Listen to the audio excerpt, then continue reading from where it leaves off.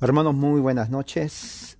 Aquí es noviembre 22 del 2019. Vamos a empezar entonces nuestra reunión. Hoy día vamos a tener un tema muy importante que tiene que ver con ah, el Día de Acción de Gracias. Vamos a ver, un momento.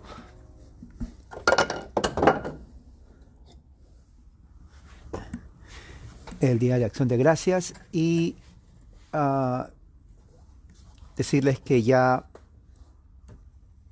esa gracias prácticamente viene a ser el próximo jueves 28. Es el último jueves de cada noviembre.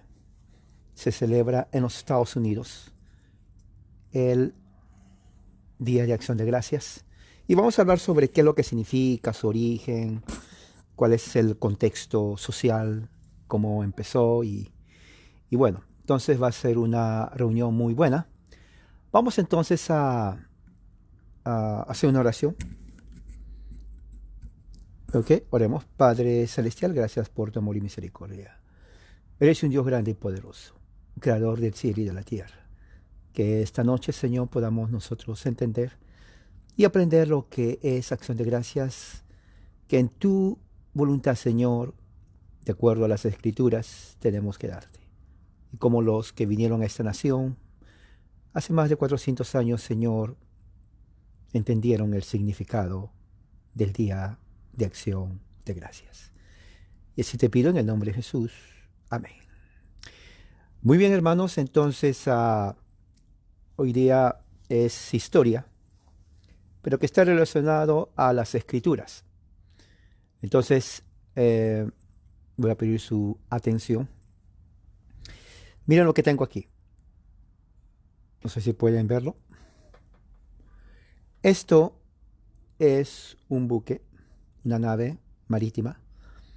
Esta es la réplica de la nave donde viajaron los peregrinos en 1620. Se llama la nave Mayflower. Mayflower.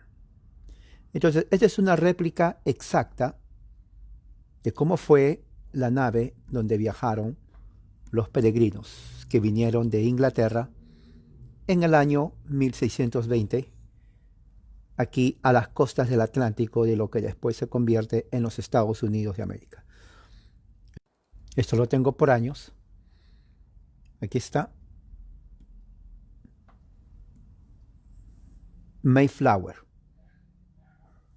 Esta es una réplica que usaron los peregrinos para venir a los Estados Unidos 1620, ¿no? Buques de esa época.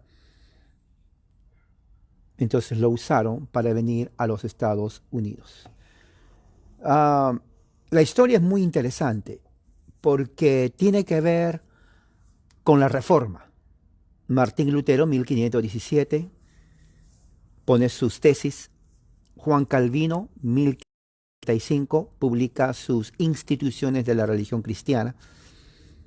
Entonces vemos que en el siglo XVI se va cultivando, diríamos, las ideas religiosas de libertad de religión, de creer, de salirse de la religión dominante que en ese entonces fue y hasta ahora es, diríamos, bueno, con diferencias, pero en ese entonces era total, la Iglesia Católica Romana. Entonces Lutero quiso reformar la iglesia, pero no lo aceptaron. Fue excomulgado y declarado hereje. Eh, Juan Calvino después, unos 20 años después, a través de amistades reformadas, de influencia de Lutero y otros más, abandona el catolicismo y se enfrasca en la nueva fe cristiana reformada, escribe sus instituciones, que es un tratado teológico de la original fe reformada. Y de ahí parte entonces, a través de Juan Calvino, que expande lo que es la verdadera religión, fe reformada cristiana en Europa, como la base para lo que viene a ser el presbiterianismo en Escocia en el año 1560, unos 30 años después, a través del discípulo de Juan Calvino, Juan Knox o John Knox en inglés. Escocia se convierte pues en la primera nación de ese siglo que oficialmente abraza la religión presbiteriana como parte de su religión, aprobada por el Parlamento. Y además, de ahí se convierte en un ejemplo para toda Europa, el presbiterianismo. Es considerado en el siglo XVI como la verdadera religión en oposición a la Iglesia Católica Romana. Entonces, cuando alguien decía, esta es la verdadera religión, se entendía el presbiterianismo reformado. No había asambleas de Dios, no había pentecostales, movimiento bautista, habían anabautistas, pero no eran los bautistas que vienen después. Entonces, la única versión de cristianismo que le hacía frente al catolicismo romano era el movimiento presbiteriano reformado en toda Europa y que se consolida más en Escocia, 1560, y que sirve también de base para las confesiones más adelante, 80 años después, de Westminster, la confesión de fe de Westminster y los catecismos de Westminster. Entonces, en esos 80 años, ya la iglesia presbiteriana en Escocia crece, tiene influencia en varias partes, y en ese momento, ya fines del siglo XVI, entrando al siglo XVII, 1601, 1610, comienza a surgir en Inglaterra un movimiento que quiere purificar la iglesia de Inglaterra. Quiere purificar en su liturgia, ¿no? En su liturgia, a través de teólogos muy importantes, teólogos que eran intelectuales, teólogos, personas que estudiaban, que leían, de gran influencia en las universidades principales en Inglaterra, como la Universidad de Oxford, por ejemplo, la Universidad de Cambridge. Sus clases de teología eran espectaculares. Estoy hablando de los que después fueron conocidos en una forma sarcástica, pero que en realidad se convirtió en un movimiento muy conocido llamado los puritanos. Entonces el puritanismo inglés parte de teología, de liturgia, de hacer de la iglesia de Inglaterra una reforma que en ese momento era rechazada, bajo la influencia de las instituciones de Calvino y también de los presbiterianos en Escocia. Entonces era todo un equipo de puritanos, hermanos en la fe, que decidieron ellos realmente cambiar la iglesia de Inglaterra desde adentro. Ellos querían purificar, de ahí viene la palabra puritanos, pero había otra palabra para ellos que eran los precisionistas. ¿Qué era un precisionista?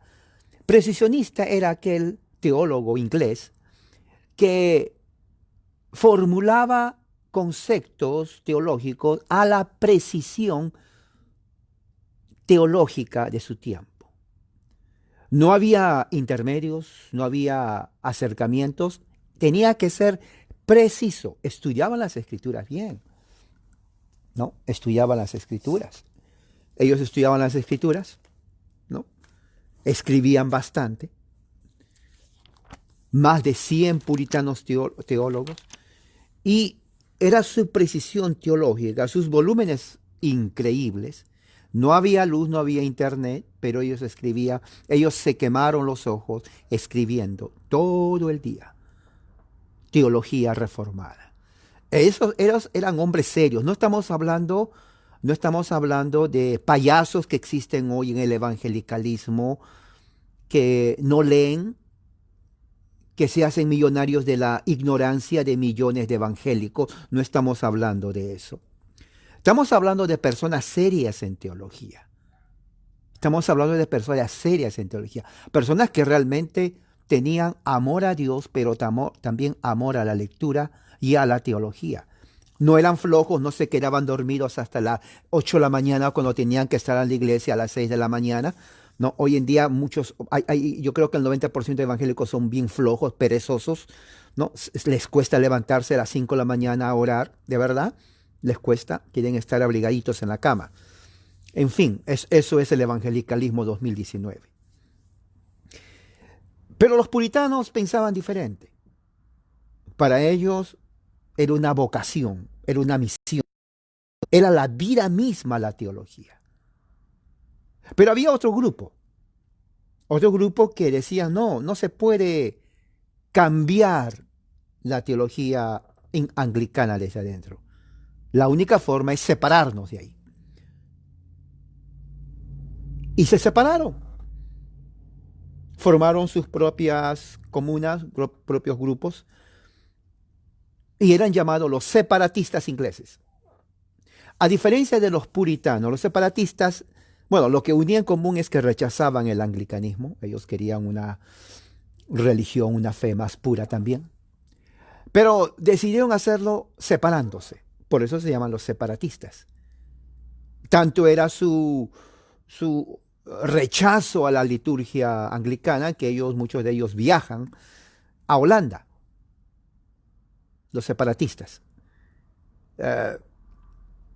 Y estos separatistas no les gustó en Holanda porque en Holanda las costumbres eran totalmente mundanas y mal ejemplo para sus hijos. Entonces ellos decidieron salir de ahí. ¿Pero a dónde van a ir? Entonces había en ese entonces financiando grupos, ¿no? Entre comillas, lo que en el Nuevo Mundo ellos decían vamos a ir allá, vamos a tener nuestro propio lugar de adorar libremente, sin persecución, al Dios que queremos de acuerdo a nuestra convicción y fe. Y fue así que en el año 1620, en septiembre, ¿no? En el barco que les enseñé aquí, el Mayflower, esta es una réplica exacta de lo que fue el Mayflower. Imagínense, aquí está. Miren. Mayflower, aquí estaban, con 102 pasajeros a bordo. Ellos salen de Holanda, ¿no? Y vienen al Nuevo Mundo, a las costas de los Estados Unidos, del Atlántico, ¿no? Para practicar su fe libremente y adorar a Dios de acuerdo a sus convicciones. Ellos anclan en el Cabo Cod, COD, al norte de su destino, ¿no? Del río Hudson. Entonces el Mayflower cruza la bahía de Massachusetts, donde los separatistas comenzaron el trabajo de establecer en lo que se llama Plymouth, ¿no? Las olas del mar y todo eso, ¿no? No fue fácil, un viaje peligroso, ¿no? Pero así llegan 1620. Se llaman separatistas porque se separan de la iglesia anglicana, de la iglesia oficial, separatistas.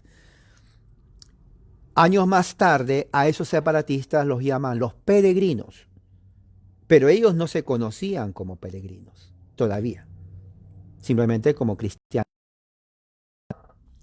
Cuando llegan allá 102 pasajeros, en la tripulación de 102 pasajeros, como la mitad eran verdaderamente peregrinos, o sea, cristianos, calvinistas, separatistas, independientes, y el resto era tripulación común y corriente.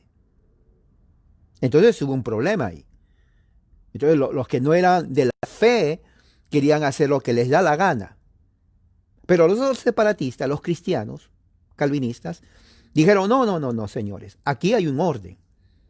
Entonces, para hacer ese orden, cuando ya llegaron aquí, para que la gente no haga lo que les da la gana, porque no todos eran cristianos, Entonces ellos redactan lo que se llama el pacto de Mayflower.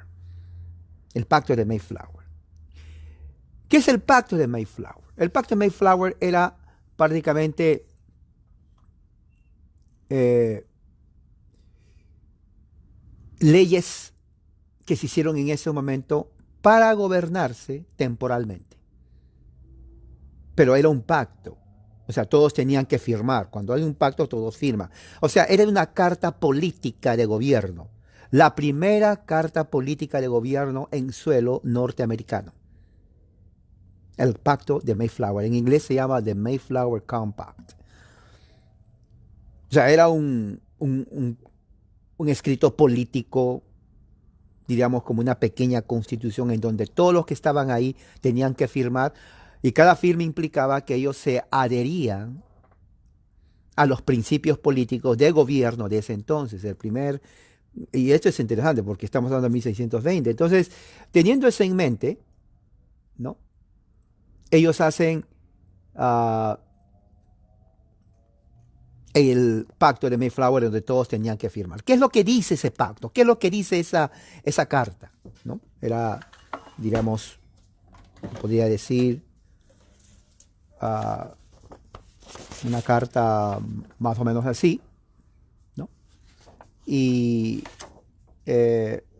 donde ellos tenían que firmar, en la parte de abajo tenían que firmar. Y les voy a leer para que sepan qué es lo que dice esa carta. Ella dice así: en el nombre de Dios, empiezan con Dios, recuerda que eran separatistas, calvinistas. En el nombre de Dios, amén. Nosotros, cuyos nombres están suscritos, sujetos leales de nuestro temido soberano Señor, el rey James, el rey de Inglaterra. Por la gracia de Dios, de Gran Bretaña, Francia e Irlanda, rey y defensor de la fe. Habiendo emprendido por la gloria de Dios los avances de la fe cristiana y el honor de nuestro rey y de nuestro país, un viaje para plantar la primera colonia en las partes del norte de Virginia, así lo llamaron a esta parte que vinieron. Hacer en estos presentes, solemne y mutuamente, en la presencia de Dios y el uno al otro, un pacto y combinarnos en un cuerpo político para nuestro mejor ordenamiento, preservación y promoción de los fines antes mencionados. Y en virtud del presente, para promulgar, constituir, enmarcar tales leyes, ordenanzas, actos, constituciones y cargos justos e iguales, según se considere más adecuado y conveniente para el bien y general de la colonia, a la cual prometemos toda la debida sumisión y obediencia. Entonces, ese prácticamente es lo que dice ahí. Y después de ahí sigue la firma de todos los que escucharon. Entonces, la firma implicaba de que hay un pacto ya. Ya hay un cuerpo político donde va a haber leyes, donde va a haber, como dice ahí, constituciones, ordenanzas, actos, ¿no? Cargos justos, para que haya una ley en la nueva. Ellos vinieron, ellos no sabían nada de Estados Unidos, ¿no? Pues era un continente virgen. Había indios, habían nativos, muchos de ellos salvajes, y eso es parte importante de lo que se conoce como la celebración. 1620 llega. Un año después, en 1621, en noviembre de 1621, así como este, estamos en noviembre, en este mes, en 1621, hace frío acá, estoy tomando chocolate caliente. Hace frío, pues estoy así, hace frío. Dijimos 1621. Después de que ellos pasaron, la primera cosecha de maíz fue exitosa. La primera cosecha fue exitosa. Recuerden, desembarcaron, el barco estaba ahí, los peregrinos, un año después. Otra cosa, murieron casi la mitad de los tripulantes. Sí, murieron casi la mitad. Un nuevo continente frío. Ellos vienen de Inglaterra. Enfermedades, hambruna. Fue terrible. Pero pasan ese invierno y en la primera cosecha de maíz fue exitosa. El gobernador de ese entonces, William Bradford,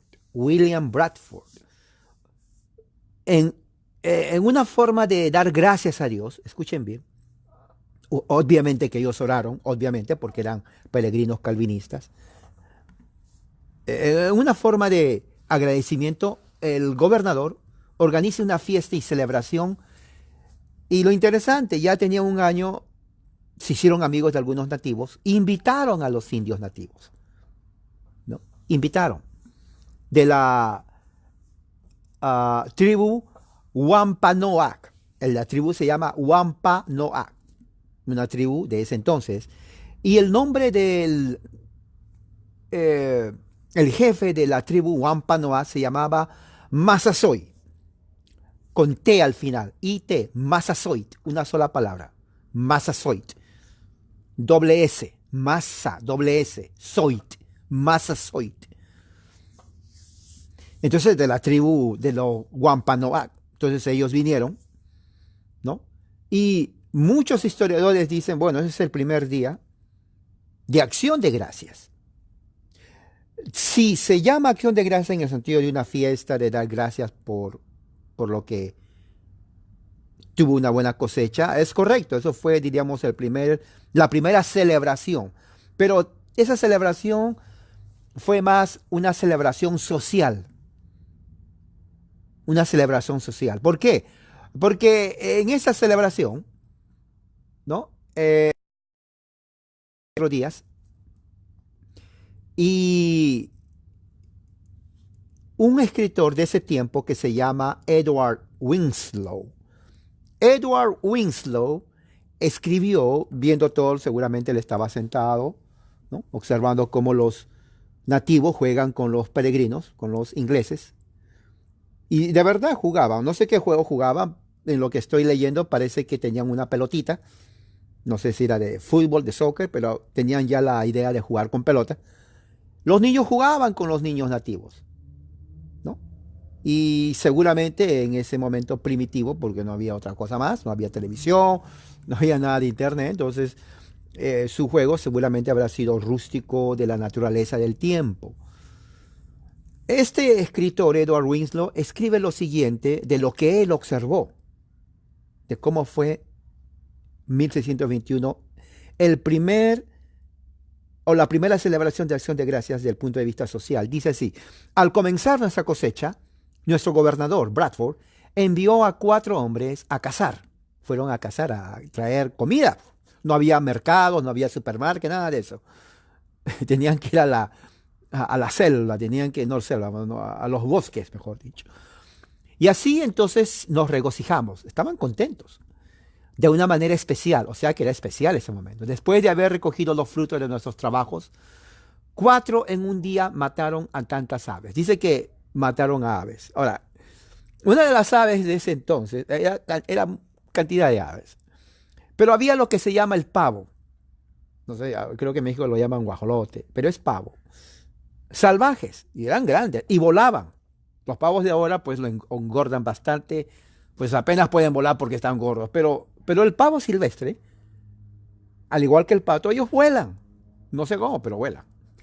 Entonces mataron cantidad de ellos. Bueno, la carne del pavo es mucho mejor en calorías, en proteína. La carne del pavo es mucho mejor que la carne de la gallina. Esa es la verdad. Y claro, tiene más carne, o sea, alimenta a más personas la carne del pavo. Yo como carne de pavo, el doctor me dijo que tengo que comer eso mejor que la carne de gallina, dice. Es mucho mejor. Muy bien. Entonces, entre otras, tal vez palomas y tal vez, quién sabe, gallinas también, porque muchas aves mataron para comer. Ah, entonces, vinieron los indios, estuvieron casi una semana y se recreaban, dice el escritor, dice, se recreaban y ejercitaron armas, o sea, tenían seguramente armas de ese tiempo, fusiles, y enseñaban a los indios a cómo manejar un arma y disparar.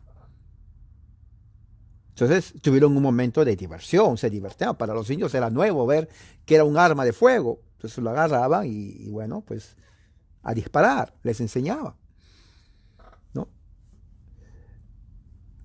El rey Massasoit, el jefe Massasoit, pues estaba feliz también. Durante esos 3 días festejaron.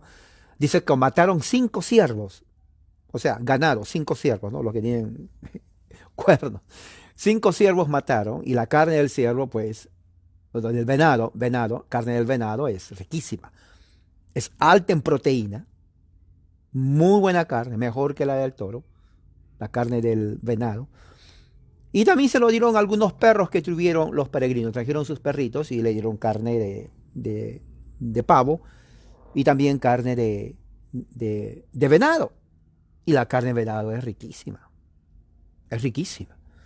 ¿no? Y tiene mejor proteína. Entonces ya comieron ave, comieron venado y trajeron también a la plantación, ¿no?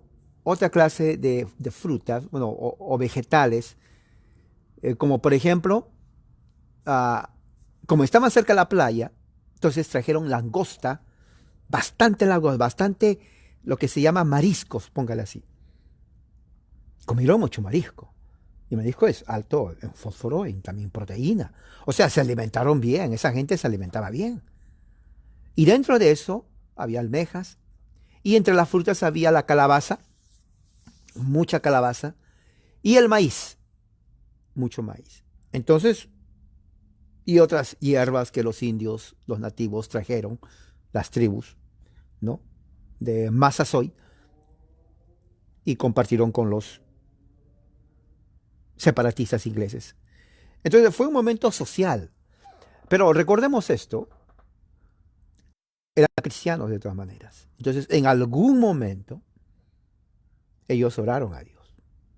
Entonces se podría decir que la primera celebración de Acción de Gracias en el continente americano fue una reunión social con los nativos de esa parte, en donde comieron lo que les ofreció la naturaleza, aves, venado, pescado, almejas, todo lo que el mar da también, y calabazas, mucha calabaza, y también maíz, ¿no? Maíz comían ellos. Y eso era parte de la costumbre de los indios. Entonces fue el primer contacto de europeos con los nativos de lo que se conoce los Estados Unidos de Norteamérica.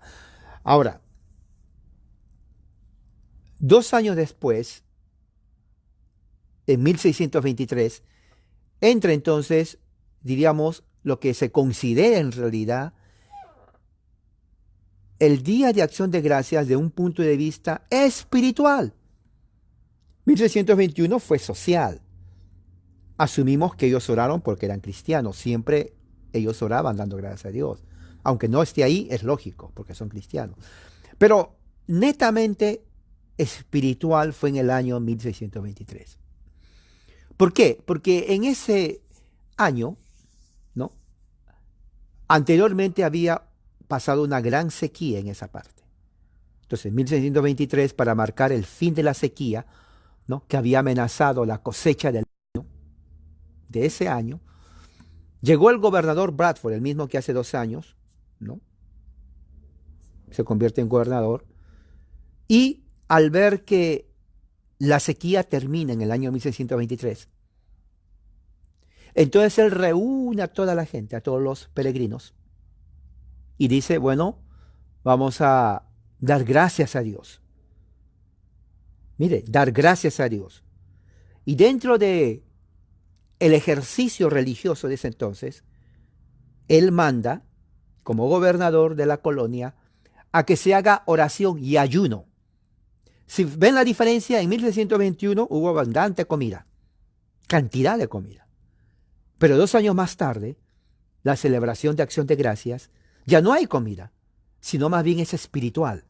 Vamos a dedicarnos a dar gracias a Dios que Dios hizo que terminara la sequía.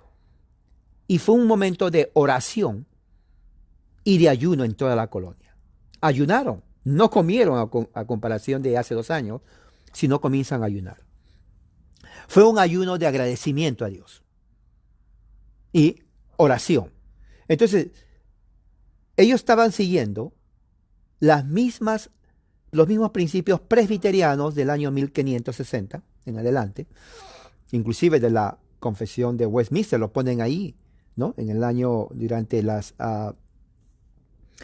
directivas de la adoración pública, ahí ponen que las fiestas de acciones de gracia, eso viene de la Reforma, hermano, unos 100 años antes, son para ocasiones especiales. ¿Cuál fue la ocasión especial aquí, 1623? La ocasión especial es que ya no hubo sequía.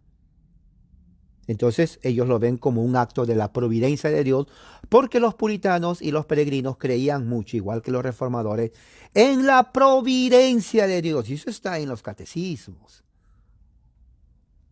En el catecismo de Heidelberg estamos estudiando la providencia de Dios.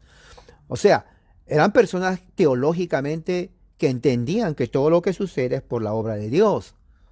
¿Me entiende?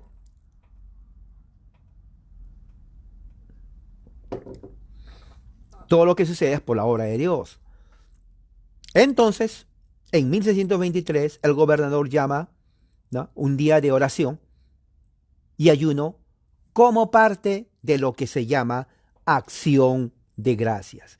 Yo diría que el año 1623 es lo que le da el verdadero sentido a lo que es acción de gracias.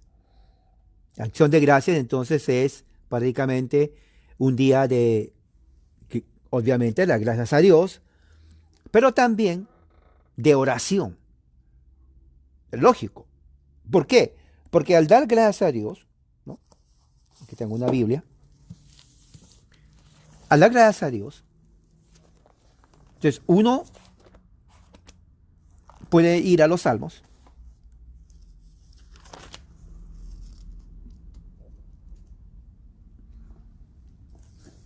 y leer salmos que hablan justamente de agradecimiento.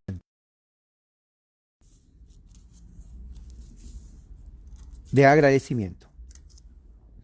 Por ejemplo, el Salmo 136 dice: damos gracias al Señor porque Él es bueno y porque para siempre es su amor.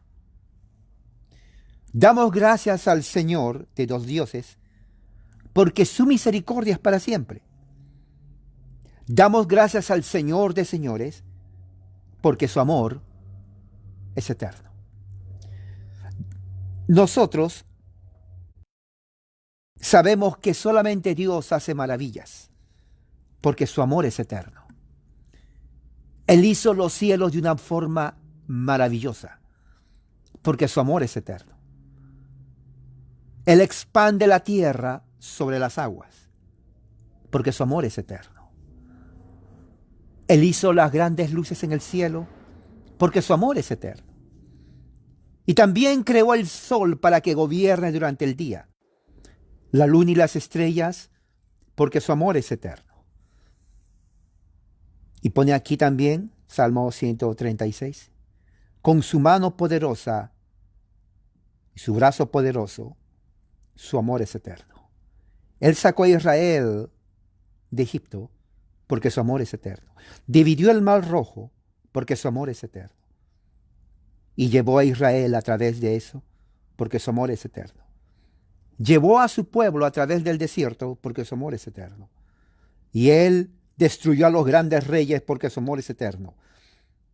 Masacró a los grandes reyes porque su amor es eterno. Mire, como dice, masacró, o sea, los mató porque su amor es eterno, ¿no? Hoy día los humanistas dicen, pero ¿cómo Dios puede matar? Pero si la Biblia dice que Dios es amor, ¿cómo un Dios que es amor puede matar? Es que esa gente no entiende que el amor de Dios no es sentimental. El amor de Dios es justo. Y en su justicia, Él destruye a los impíos, no hay ningún problema. Y dio la tierra como herencia porque su amor es eterno. Él nos recuerda en nuestra humillación porque su amor es eterno. Y Él nos rescata de nuestros enemigos porque su amor es eterno. Él da comida a cada criatura porque su amor es eterno. Y da gracias a Dios de los cielos dar gracias a Dios de los cielos, porque su amor es eterno. Entonces, acción de gracias es lo que tiene que haber en el corazón de cada cristiano. Si usted se queja, hay un problema ahí. No es cristiano. O sea, la Biblia nos enseña, o eres frío, eres caliente, pero no tibio. El agradecimiento surge de un corazón agradecido. Quejarse es negar las bendiciones de Dios. Es la verdad. Es la verdad. Gracias, Señor, porque no tengo zapatos. Es la verdad. Gracias. No tengo zapatos. Gracias. Pero el mundano dice, no tengo zapatos y si salgo una piedrita me va a picar el pie. Qué feo es esta vida. No tengo nada ni dinero. Mi vida no vale para nada. Además, cuando pido dinero, me miran mal. ¿Qué se cree esta gente? Ese es quejarse. Ese es quejarse. No tengo un pan, gloria a Dios. Una sonrisa. Es que es la verdad, hermano. Es la verdad. Acción de gracias significa dar gracias a Dios. Los peregrinos sabían eso. Entonces, 1623 se constituye, en mi concepto, lo que constituye realmente un día de acción de gracias espiritual. Día de ayuno y oración a Dios. Ahora,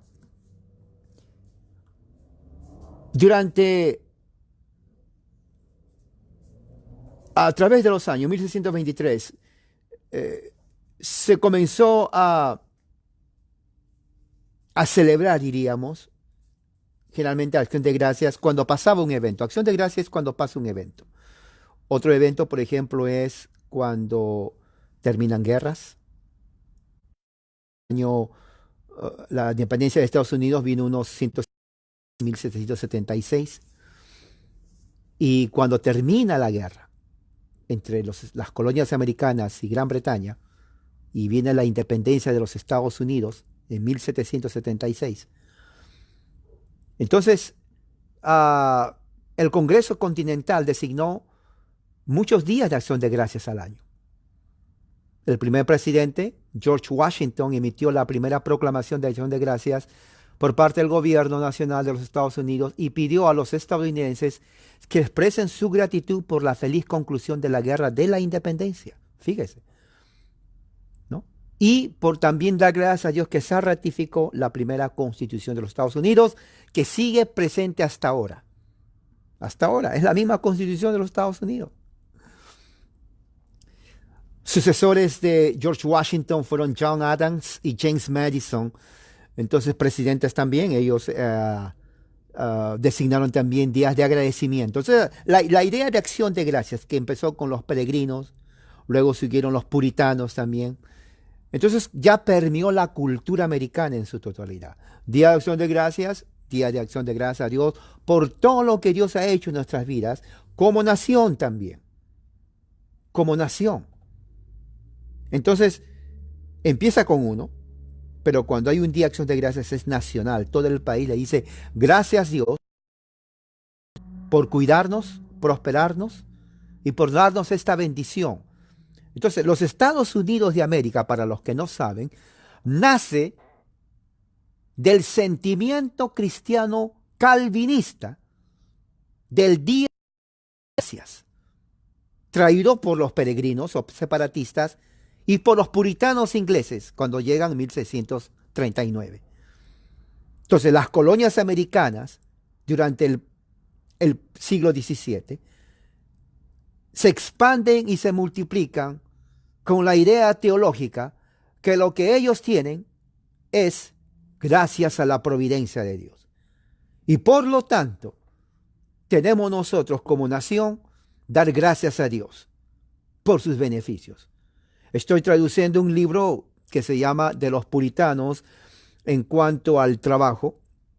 Es un libro Somos varios hermanos que estamos traduciendo, pero el capítulo que tiene que ver es el trabajo. Y es increíble, importante, cómo el concepto de la ética del trabajo, desde el punto de vista puritano, es la mejor y permeó en la Constitución de los Estados Unidos de América, la razón por la cual el trabajo viene a ser misión de Dios para la nación y que por lo tanto bendijo a esta nación, lo convirtió en la primera potencia mundial. A diferencia de Latinoamérica, de México, Centro y Sudamérica, donde generalmente la religión católica romana entró y en vez de educar, y sí educó, digamos, no puedo decir que no lo educó, sí lo educó, pero fue no una educación desde el punto de vista bíblico, sino más bien católica. Y ahí está el problema. Nuestra idiosincrasia latinoamericana es totalmente ajena a la idiosincrasia norteamericana. Por eso que desde México hasta el sur del Suramérica les gusta a elegir a personas que son inútiles, incapaces, buenos para nada, que no entienden absolutamente nada de lo que significa la ética del trabajo y del progreso. Y fíjese lo que está pasando en Chile. Fíjese lo que está pasando en Bolivia. Fíjese lo que está pasando en Colombia. Fíjese lo que está pasando en México. Y lo que pasó en Cuba y Venezuela. Es justamente porque la idiosincrasia de todo un continente dominado por una teología que hace a la gente embrutecida, dependiente de presidentes inútiles, incapaces, ignorantes, corruptos. Y de ahí nace toda una generación que solamente sabe elegir a inútiles y corruptos y mediocres. Eso es la verdad. Por eso toda Latinoamérica, desde México hasta el sur, de Sudamérica, no saben gobernarse. Pero sí saben una cosa. Jugar al fútbol y gritar fútbol, ¿no? Gol. Eso sí saben. Con su cerveza a la mano, emborracharse o mirar novela a las mujeres, chismes, y después elegir a los mismos inútiles que viene después de otro inútil. Sudamérica, Centro y México no van a cambiar mientras sigan ese pensamiento. Va 2 generaciones, cada generación son 40 años, 40 años. O sea, el bebé que nace en este momento, noviembre 22 de 2019, en 40 años ya tiene una generación. Va a crecer mirando lo que mira, va a tener hijos a los 20 años, esa generación va a estar igual. Y estamos hablando más de 300 millones de latinoamericanos. ¿Usted cree que van a cambiar? No, no van a cambiar. Va a seguir igual. Porque lo que están haciendo hoy, lo están mirando en la televisión. El niño de 3 años está mirando lo que están robando. Está mirando lo que están quemando. Está mirando lo que están incendiando. Está escuchando a mamá y papá que no saben nada.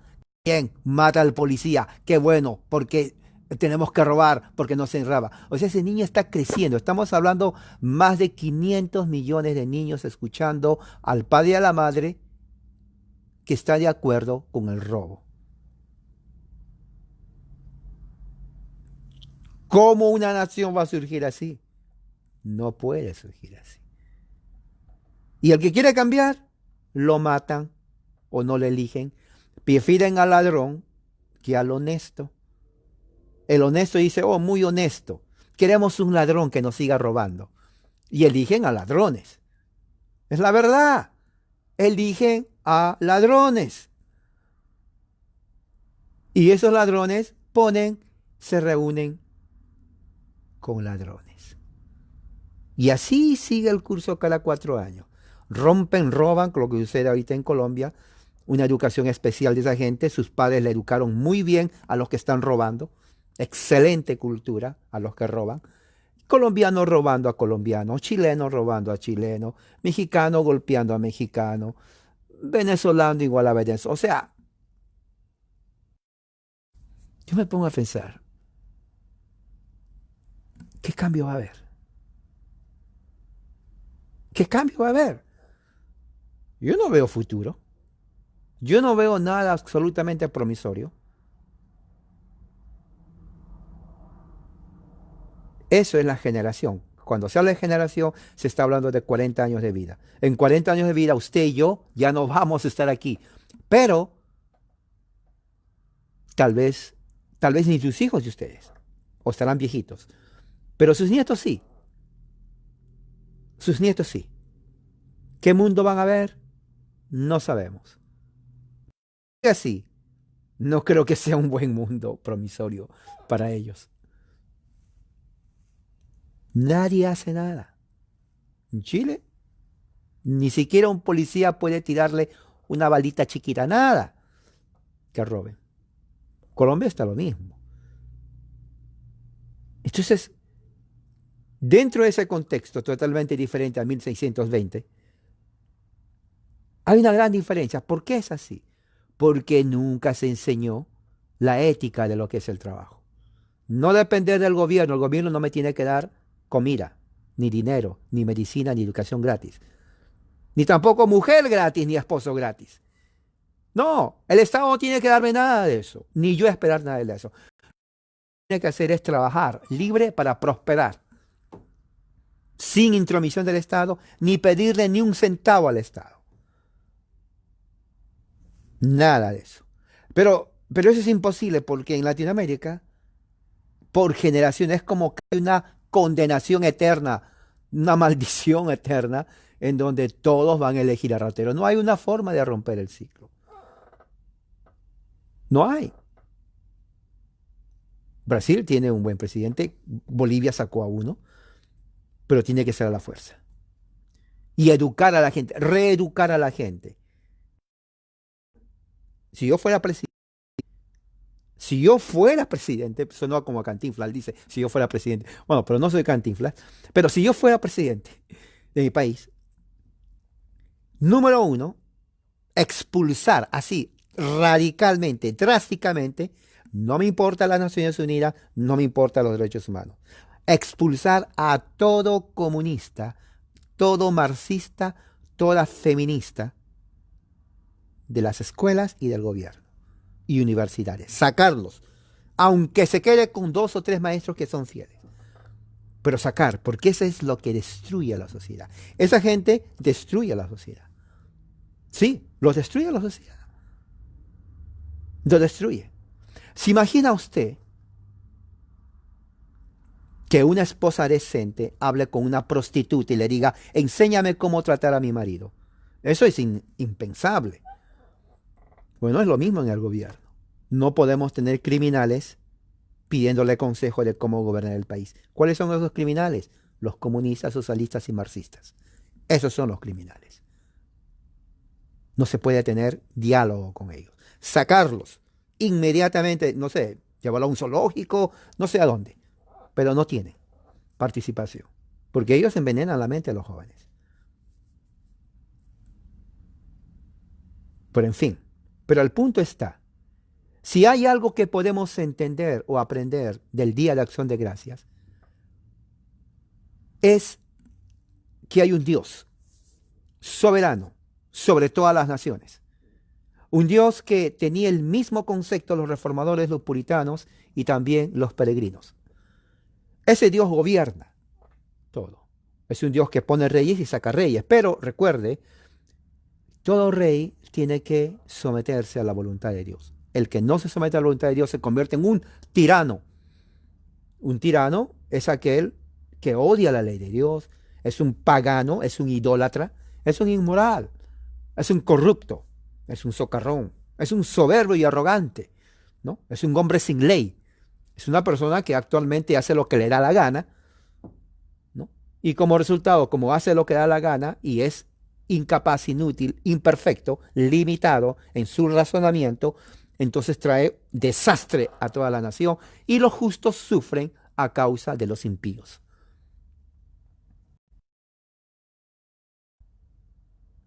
Entonces, Día de Acción de Gracias, en el sentido bíblico, Es un mandato de Dios. Dar gracias a Dios en todo, dice la Escritura, ¿no? Dar gracias a Dios en todo. Desde el punto de vista nacional, la nación tiene que agradecer a Dios.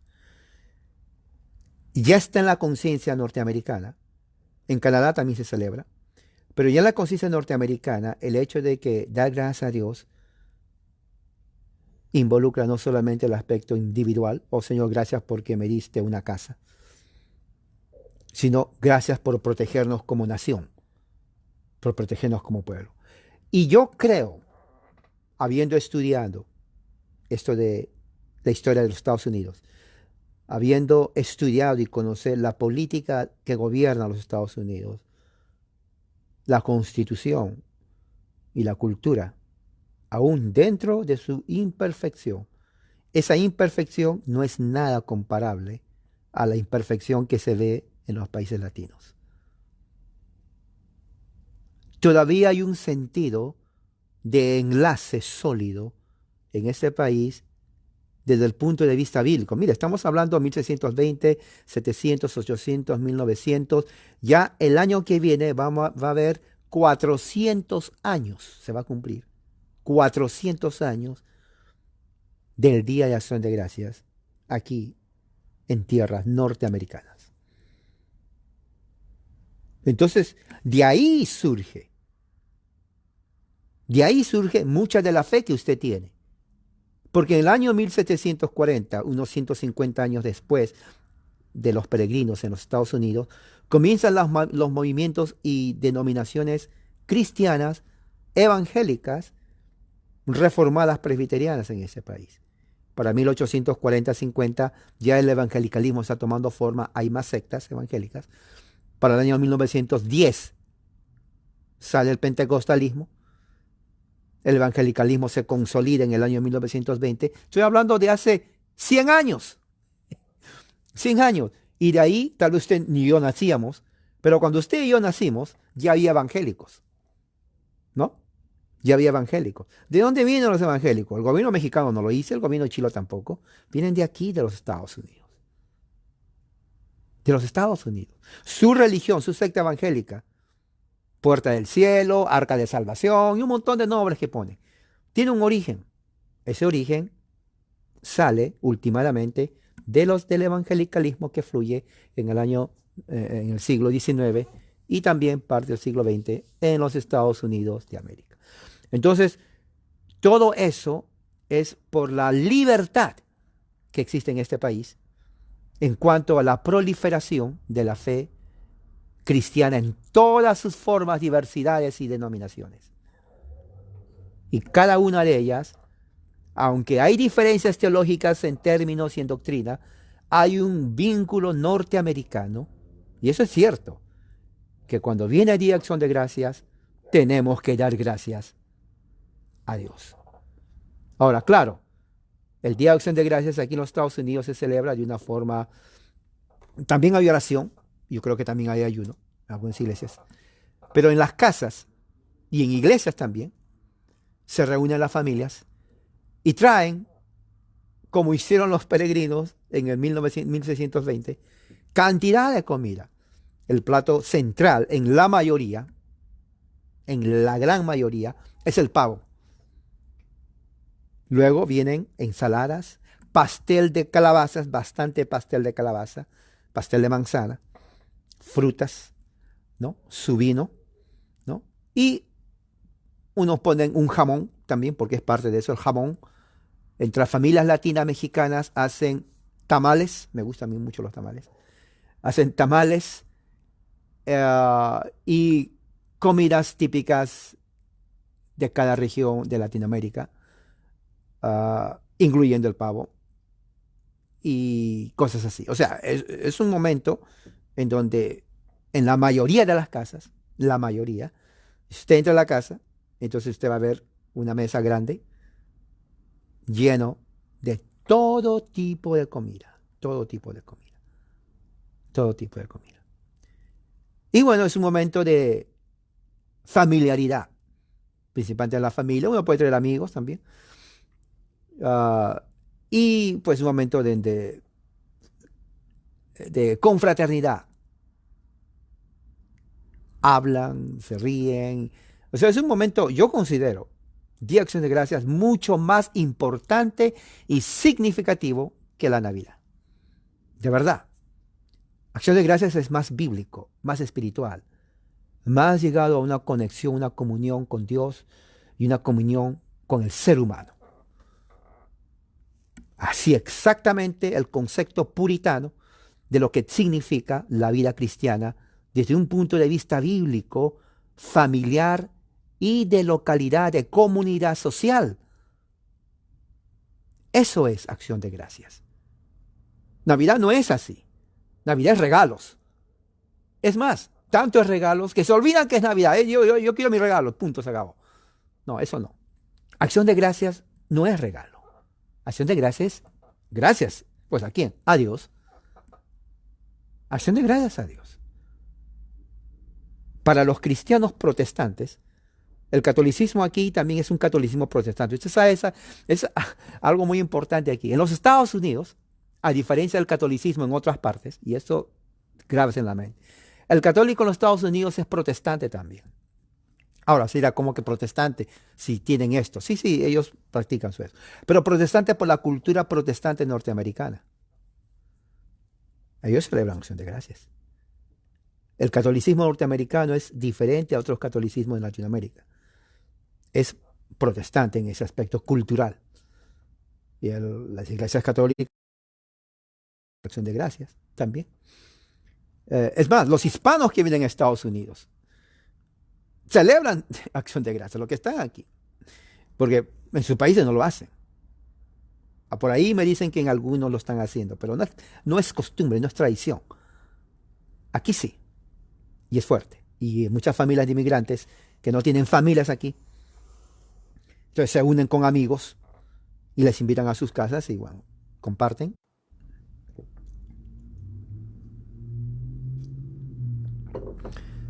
Hoy en la iglesia se reúnen y hay predicación y luego de la predicación tienen su cena de acción de gracias. Muchas iglesias tienen ese día cena de acción de gracias para los que no tienen familia. Empiezan a las 5 de la tarde, 6 ya, después de un pequeño culto de alabanza, de oración, ponen una larga tabla, mesa, y traen cantidad de comida, hermano. Algunas iglesias inclusive invitan a la gente sin casa y vienen, ¿no? Gente que vive en las calles vienen y les dan comida gratis. Y buena comida. Acá hay muchas iglesias, estoy rodeado de muchas congregaciones aquí, donde ese día gratis para personas que no tienen familia. Y es un día maravilloso. Por eso considero, Día de Acción de Gracias es un momento en donde, de una forma, diríamos, milagrosa, Dios se manifiesta uniendo a mucha gente en este país. Es como que se deja de lado las diferencias para adorar a Dios.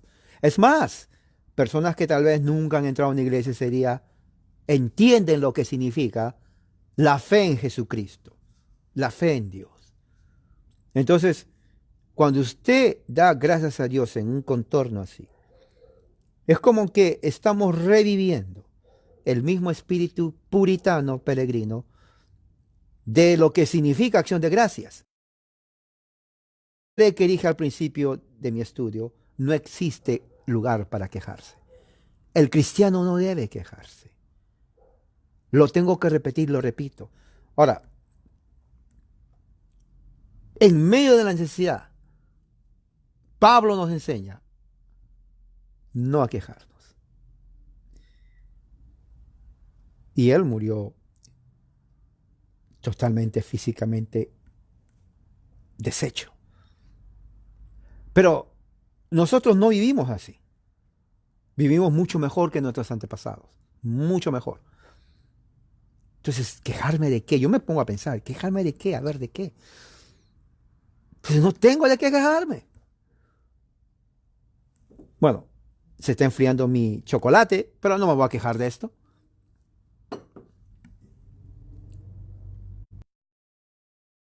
Es un momento de reflexión, hermano. Si usted está en otro país, ese día, reflexione. Y como dije, haga una lista de aquellas cosas que las cuales usted se siente agradecido a Dios. Yo no sé, pero que sea particular, ¿no? No lo haga general. Bueno, gracias a Dios porque, bueno, soy hijo de Dios. Bueno, está bien. Pero algo particular que usted diga, gracias a Dios por esto. Y va a ver cómo cambia una actitud de queja a una actitud de agradecimiento. Para el pueblo de Israel, acción de gracias significaba, como dice la Escritura, gracias por liberarnos de la esclavitud de Egipto. Ese es el tema central del pueblo de Israel. La liberación de Dios de la esclavitud de Egipto. Y no solamente eso, gracias a Dios por partir el mar para que ellos pasen. Eso significaba, gracias a Dios, que cuando vinieron los enemigos, cerró el mar y los destruyó. Totalmente diferente, ¿no? A lo que muchos hoy en día quieren ser más justos que Dios y dicen, pero ¿por qué los mató? Los hubiera perdonado. Esa es hipocresía tremenda. Dios es soberano. Dios es soberano. Entonces, dentro de la teología hebrea del Antiguo Testamento, acción de gracia se centra de la liberación del pueblo de Egipto. Lea los salmos de David. Ahí lo dice todo. Ahí lo dice todo.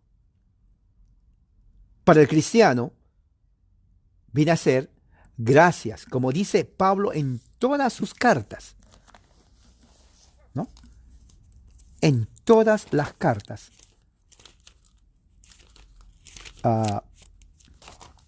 Que escribe Pablo.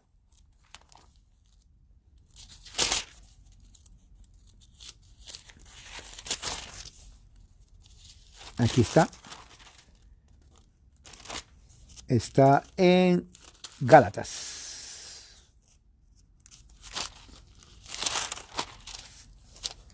Pablo, apóstol de Jesucristo, no de hombres, pero por Jesucristo, Dios el Padre. A la iglesia en Galacia, gracia a ustedes y paz y del Señor Jesucristo. Todas las cartas de Pablo empieza así, gracia y paz a ustedes. Porque dar gracias a Dios implica humildad. Humildad. Implica, Señor, lo que yo tengo de ti. Lo que yo no tengo también proviene de ti. Entonces, en la abundancia y en la necesidad, gracias, Señor. Job, su mujer le dijo, mira, no tienes nada, se te murieron todos, propiedades, familia. ¿Por qué no maldices a Dios y te mueres? Esa es la filosofía del mundo hoy. ¿Quién iría a pensar que la frase de la mujer de Job ilustra la filosofía de hoy? Maldigan a Dios y muéranse. Pero la palabra de Job es la palabra del cristiano. Como cualquier mujer necia, has hablado. Es tremendo, hermano. Como cualquier mujer necia has hablado. Jehová Dios dio, Jehová Dios quitó. Sea el nombre de Jehová bendito.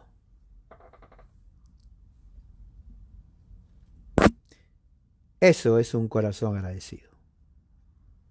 En eso se sintetiza acción de gracias. Espero entonces, pues hermanos, que esto haya sido como, no solamente como un recordatorio histórico de lo que pasó hace 400 años. Mire, aquí está la nave, Mayflower, réplica de donde vinieron.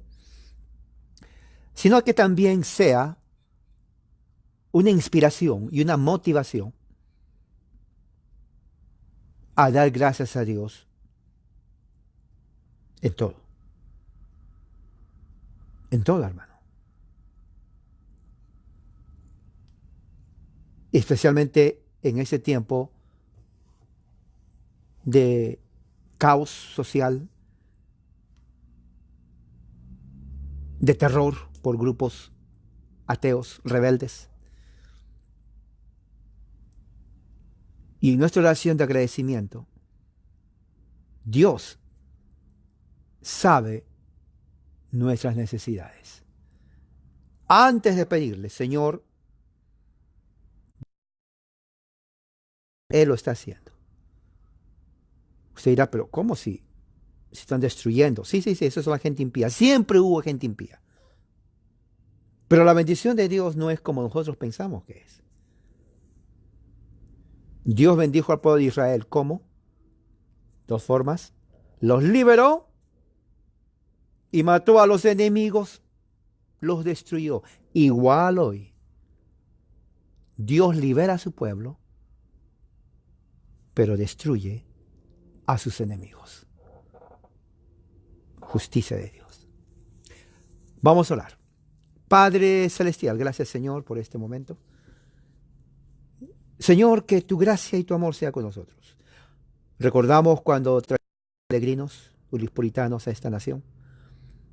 Hace como 400 años, Señor. Vinieron en busca de libertad para adorar de acuerdo a su conciencia. Y tú los bendijiste de una forma increíble, haciendo de esta nación una nación grande.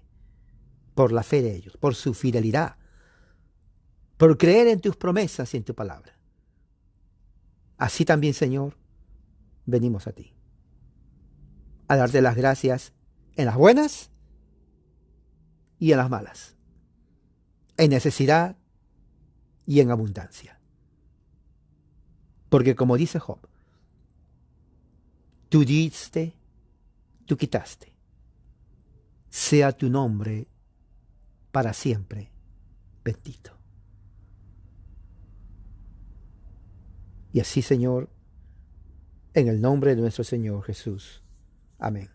Entonces, hermanos, que haya sido de mucha ayuda e inspiración, y que la gracia y la paz de Dios sea con todos ustedes.